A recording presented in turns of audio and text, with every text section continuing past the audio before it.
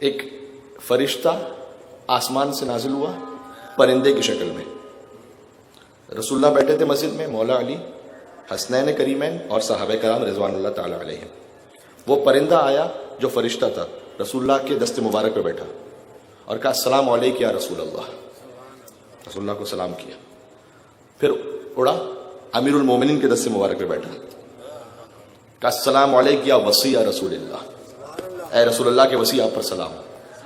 پھر پرندہ اڑا امام حسن کے ہاتھوں پہ بیٹھا، کہا السلام علیک یا خلیفۃ رسول اللہ. پھر حسین کے ہاتھ پہ بیٹھا، السلام علیک یا خلیفۃ رسول اللہ. دونوں برابر ہیں نا حسن حسین. اور اڑ کر جانے لگا آسمانوں پر. اچھا روایت یہیں تک ہوتی تو بات ختم ہو جاتی، ہمیں پتہ ہی نہ چلتا. حضور نے پوچھ لیا کچھ بتانے کے لیے. حضور نے پوچھ لیا، حضور نے کہا کہ لما لم تقعد علی ید فلان. اب فلان تو میں کہہ رہا ہوں، روایت میں تو نام ہے، نام نہ پوچھنا مجھ سے ابھی.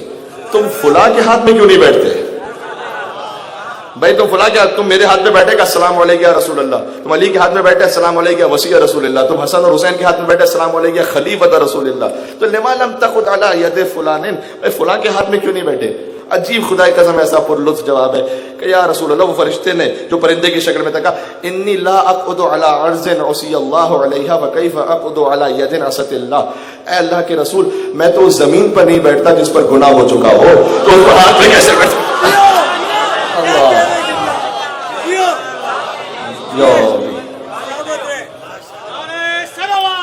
اللہ